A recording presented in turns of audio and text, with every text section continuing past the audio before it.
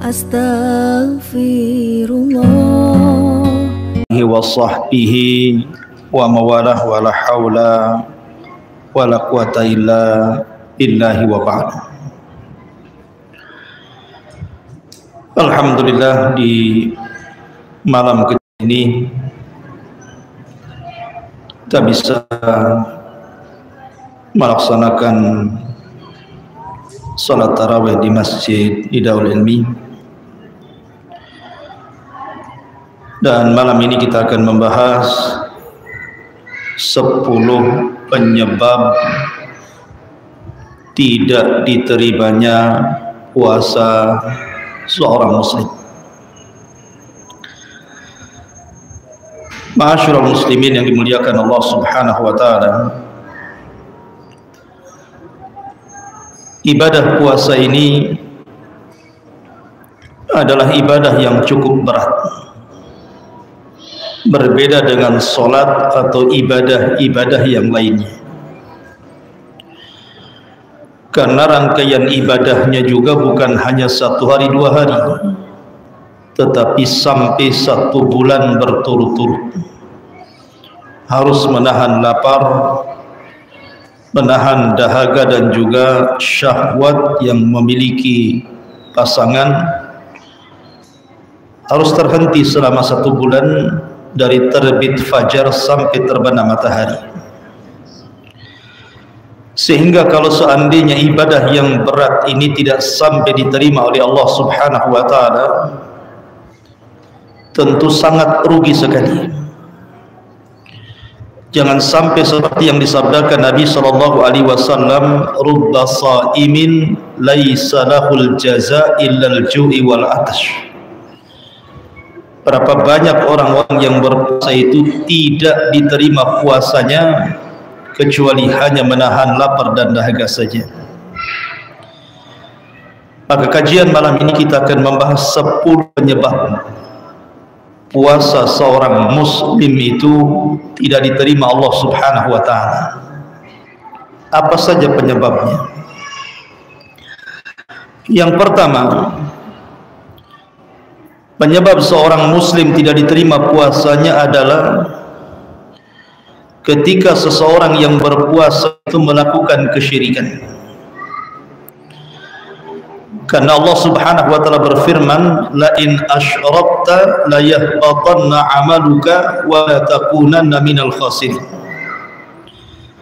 Kalau engkau melakukan kesyirikan, maka hancur leburlah amalanmu dan engkau termasuk orang-orang yang merugi.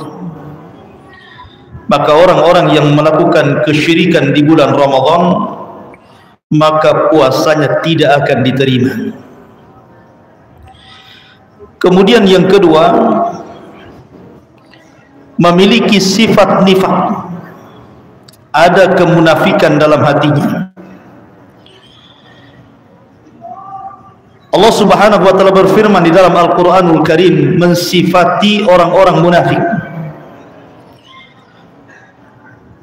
Allah berfirman, innal munafiqina fi darkil asfali minan nar.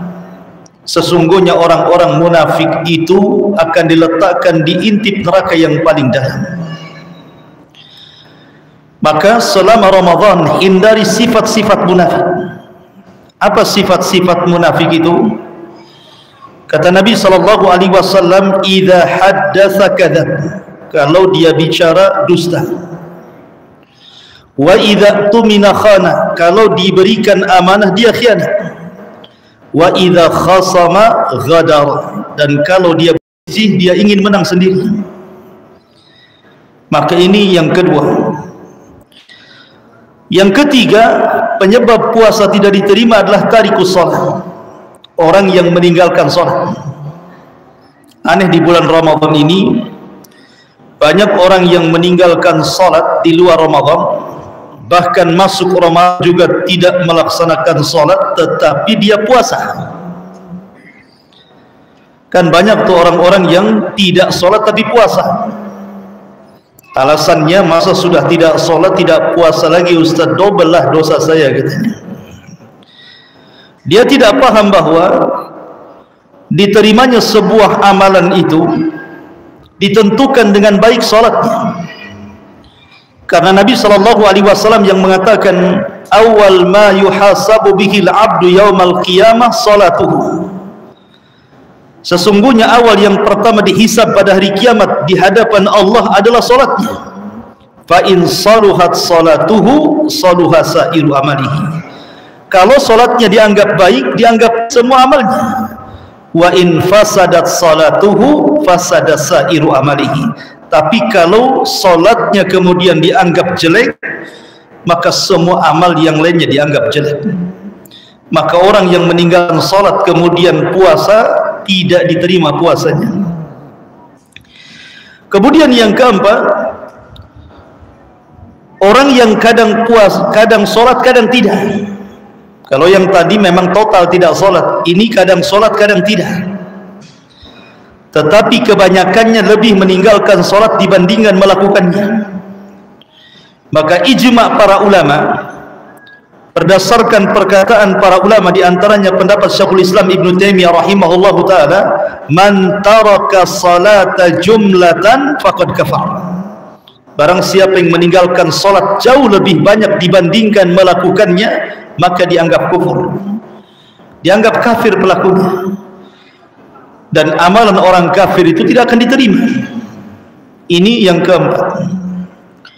Kemudian yang kelima dan yang keenam serta yang ketujuh, ini disebutkan dalam satu redaksi hadis Nabi SAW. Nabi SAW mengatakan thalathatun la yaqbalullahu lahum sarfan wala adlan. Ada tiga kelompok tidak akan diterima amal sunnah dan amal wajibnya. Di sini Rasul mengatakan tiga kelompok tidak akan diterima amalan sunnahnya dan juga amal wajibnya, termasuk padanya puasa Ramadan. Kemudian Rasul mengatakan yang pertama, akun, orang yang durhaka kepada orang tua. Maka kalau orang berpuasa tapi masih durhaka dengan orang tua, tidak diterima puasanya. Kemudian yang kedua, mannanun, orang yang suka mengungkit-ngungkit sedekah, mengungkit-ngungkit pemberian. Makanya Allah Subhanahu wa taala berfirman, qaulun ma'rufun khairun min sadaqatin yatba'uha adha. Ucapan yang baik itu jauh lebih indah dibandingkan sedekah tetapi menyakiti orang yang disedekahinya. Maka orang yang berpuasa kemudian dia bersedekah, memberi makan orang yang berpuasa atau menolong fakir miskin tetapi menyebut-nyebut kebaikannya, maka ini tidak akan diterima puasanya. Kemudian yang ketiga, wa mukadzabun bil qadar, orang yang berdusta atau mendustakan urusan takdir. Dia tidak yakin ada takdir, maka ini pun perkara yang bisa membatalkan atau tidak diterima puasa seseorang. Kemudian yang nomor 8, al-mustahzi biddin, orang yang istihza, orang yang mengolok-olok agama. Karena orang-orang yang mengolok-olok agama itu dianggap kufur.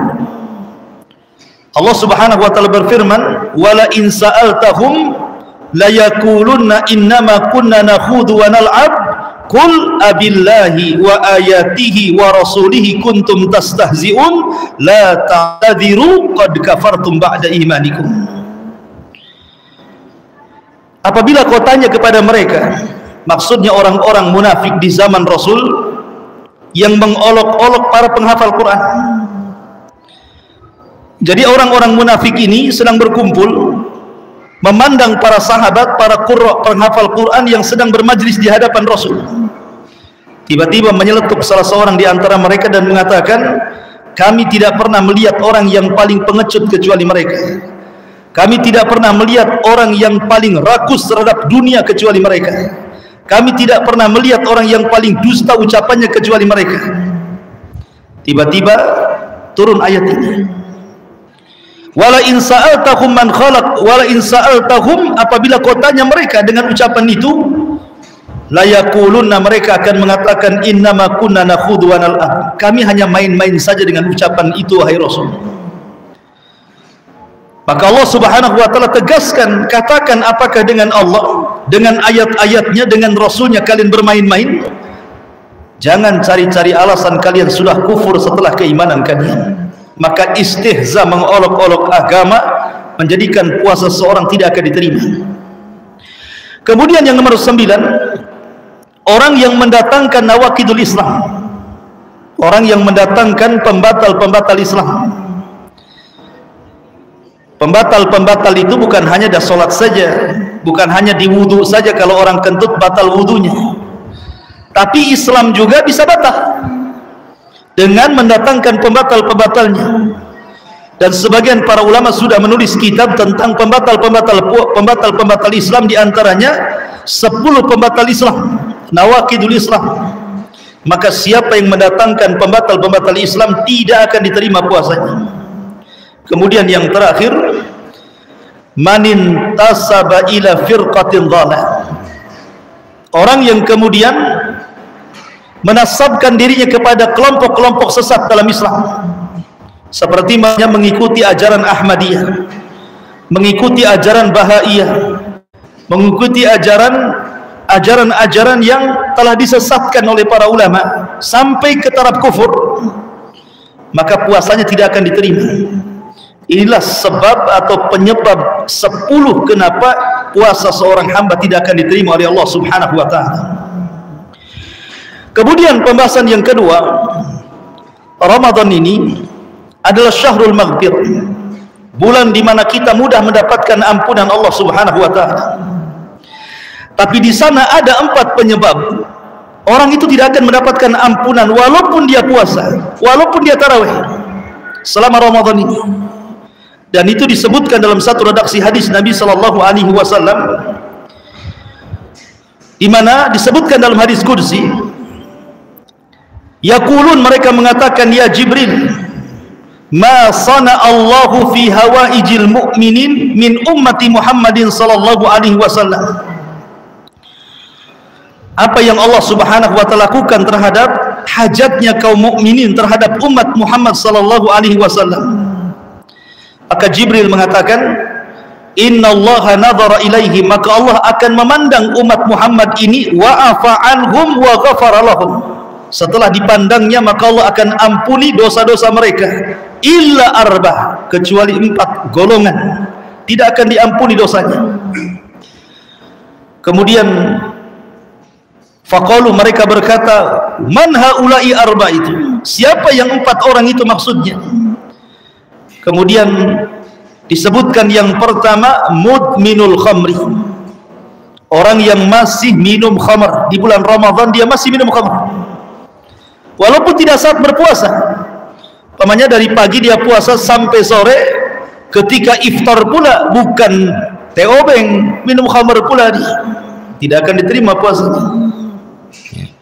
Kemudian yang kedua, qati'ur rahim, orang yang memutus silaturahim selama Ramadan. Justru dia bertengkar dengan keluarganya, dengan kerabatnya, tidak akur dengan tetangganya, dia putus silaturahim. Walaupun dia puasa, walaupun dia tarawih, tidak akan diampuni dosanya. Kemudian yang ketiga, al-musyahin, orang yang menanamkan kedengkian dalam hatinya, masih ada dendam dalam hatinya, masih ada emosi dalam hatinya, masih ada hasad dalam hatinya, maka ini pun akan menghalangi ampunan di bulan Ramadan. Dan yang terakhir, al-aqu liwalidaini, orang yang durhaka dengan orang tua. Maka 4 orang ini, orang yang minum khamr, orang yang memutus silaturahim, orang yang kemudian dalam hatinya masih ada kedengkian, dendam, hasad dan yang semacamnya, termasuk juga orang yang durhaka dengan orang tua, adalah 4 penyebab puasa seseorang tidak akan mendapatkan ampunan. Inilah di antara 10 penyebab puasa tidak diterima, dan 4 penyebab Ramadan tidak membawa ampunan kepada kita. Wallahu a'lam bishawab. Subhanakallah bihamdika, asyhadu an la ilaha illa anta, astaghfiruka wa atubu ilaik. Allahu ta'ala alam. Assalamualaikum warahmatullahi wabarakatuh.